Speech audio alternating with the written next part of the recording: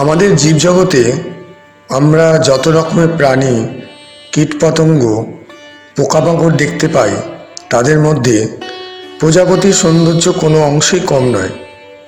আমাদের মধ্যে এমন কেউ নেই যে প্রজাপতির পাখার রং তাকে আকৃষ্ট করে না। প্রজাপতি পাখার রং আমাদের সবাইকে কম বেশি আকৃষ্ট করে থাকে। তাই তো আমরা গানের কথায় বলে উঠি, প্রজাপতি প্রজাপতি তুমি কোথায় পেলে ভাই এমন রঙিন পাখা। প্রজাপতির এই যে রূপ আমরা দেখি, তা কিন্তু আমরা একবারে দেখতে পাই না। তার জীবনচক্রে কয়েকটি ধাপ পেরোনোর পরেই তবেই আমরা প্রজাপতির এই অপরূপ সুন্দর রূপকে দেখতে পাই। ডিম, শুককীট, মুখকীট বা পিউপা, এই তিন অবস্থা এবং শুককীট থাকাকালীন আরও কয়েকটি ধাপ পেরোতে হয়, তবেই আমরা পরীর মতো অপরূপ সুন্দর এই পতঙ্গকে আমাদের সুন্দর প্রকৃতির মধ্যে পেয়ে থাকি। প্রজাপতি হলো ঈশ্বরের এক অপরূপ সৃষ্টি। পৃথিবীতে কত রকমের যে প্রজাপতি পাওয়া যায় তার তো বলে হিসাব করা যাবে না। তাও যদি হিসাব করে দেখা যায়, তবে দেখা যাবে আমাদের পৃথিবীতে প্রায় 28,000 রকমের প্রজাপতি পাওয়া যায়, যার মধ্যে 80% প্রজাপতি গ্রীষ্ম প্রধান দেশে পাওয়া যায়। বিভিন্ন প্রজাপতিকে আমরা তাদের পাখার রং দেখেই আলাদা করতে পারি। সারা বছর ধরে সব রকমের প্রজাপতি সমান সংখ্যাতে দেখা পাওয়া যায় না। প্রজাপতির মধ্যে এমন অনেক প্রজাপতি আছে যারা কিনা আবার পরিযায়ী। এই রকমের প্রজাপতিরা কয়েক হাজার মাইল অতিক্রম করে তারা এক জায়গা থেকে আরেকটি জায়গাতে যেতে পারে। উত্তর আমেরিকার পরিযায়ী প্রজাপতি মনার্কের সাথে আমাদের দেশে blue tiger, plain tiger, common tiger এবং বিভিন্ন প্রজাতির ক্রো প্রজাপতি হলো পরিযায়ী। সারা ভারতে এই রকম পরিযায়ী প্রজাপতির সংখ্যা প্রায় 60-এর কাছাকাছি হবে। বিভিন্ন কীটপতঙ্গের মধ্যে প্রজাপতির পাখনার বাহার দেখে অনেকেরই চোখ ধাঁধিয়ে যাবার মতো হয়। পতঙ্গের মধ্যে প্রজাপতির মধুর স্বভাব খুবই আকর্ষণীয়। তবে একটা বিষয় খুব লক্ষ্য করা আছে, সেটি হলো যে কোনো ফুলের ওপর প্রজাপতি কিন্তু বসে না। বিশেষ ধরনের কিছু ফুল যেমন গাঁদা, রঙ্গন, ত্রিদক্ষ, উচুন্টি, মোরগ ফুল, ভূত ভৈরবী, ঘেটু ইত্যাদি গাছের ফুল এদেরকে ভীষণভাবে আকর্ষণ করে থাকে। এছাড়া নিশিন্দা ও নিম ফুলের ওপর এদেরকে বসতে দেখা যায়।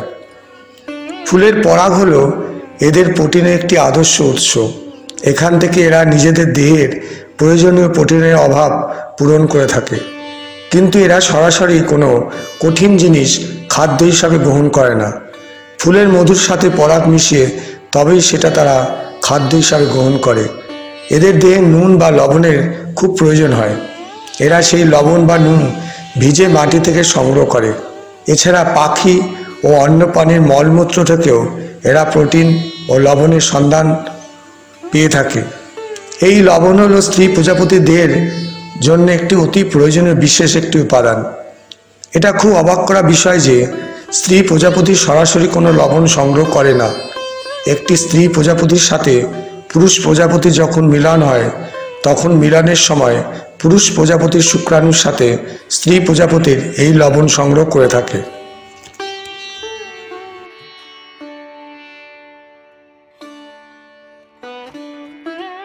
কিন্তু সারা পৃথিবী জুড়ে মানব সভ্যতার উন্নয়ন করতে গিয়ে আজ আমরা এই রকমের সুন্দর একটি পতঙ্গকে তাদেরকে জীবন মরণের সংকটের মধ্যে ঠেলে দিয়েছি।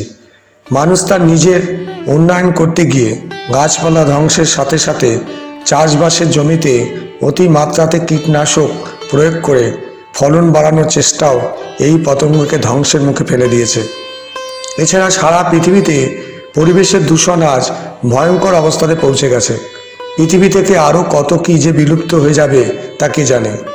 প্রজাপতি খাদ্য শৃঙ্খল পরিবেশের জন্য এক গুরুত্বপূর্ণ ভূমিকা পালন করে। প্রজাপতি নিজের বিলুপ্তির সাথে সাথে অন্য প্রাণী, উভচর, সরীসৃপ, পক্ষী, স্তন্যপায়ী প্রাণীরাও আজ বিপন্ন হয়ে পড়েছে। প্রজাপতি যখন ফুলে ফুলে উড়ে বেড়ায়, তখন এক ফুল থেকে আর এক ফুলে বসার সময় ফুলের পরাগ মিলন ঘটাতে সাহায্য করে। এই পরাগ মিলন ঘটে তাদের সুর, পা, শরীরে মিশে থাকা পরাগ থেকে। পরাগ মিলনের ফলেই ফুল থেকে আমরা ফল পাই। ফলের মধ্যে থাকা বীজ থেকে আবার নতুন গাছের জন্ম হয়, অর্থাৎ নতুন উদ্ভিদের জন্মানোর জন্য প্রজাপতির মতো এক ক্ষুদ্র প্রাণীর এক বিরাট অবদান রয়েছে। এই পরাগ মিলন যদি চিরতরে বন্ধ হয়ে যায়, সেদিন সমস্ত উদ্ভিদ জগতের সংকটের সাথে সাথে প্রাণী জগতের সংকটের মধ্যে পড়বে। প্রজাপতি রঙিন ও খুবই চিত্তাকর্ষক হওয়ার জন্য অনেকে প্রান্তিক মানুষরাই নিজেদের সাজানোর জন্য এদেরকে ব্যবহার করে থাকেন।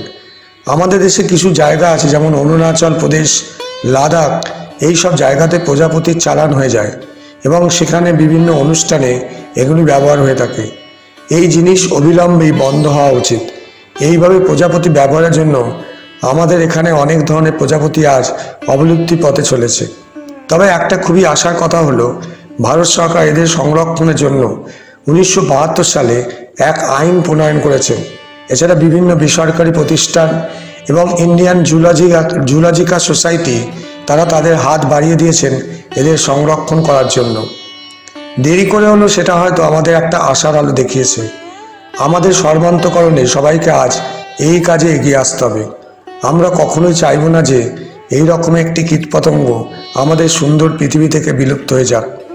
আমরা আমাদের এই সুন্দর পৃথিবীটাকে প্রজাপতির রঙিন সুন্দর পাখার মতো রঙিন দেখতে চাই। সেই আশা অঙ্গীকার নিয়েই যেন প্রজাপতিকে সংরক্ষণের জন্য আমরা সবাই মিলে এই বিষয়ে হাত বাড়াতে পারি। আর দেরি করলে চলবে না, সময় হয়ে গেছে। এই ভালো কাজ সবার এগিয়ে আসার প্রয়োজন হয়ে পড়েছে। তাতে ছাত্রছাত্রী, আবাল বৃদ্ধ বনিতা কেউ যেন পিছিয়ে না পড়ে। চলুন না আমরা সবাই মিলে এই সুন্দর প্রজাপতিকে নিয়ে কিছু ভাবনা চিন্তা করি, তাহলে হয়তো ওরা বেঁচে যায়।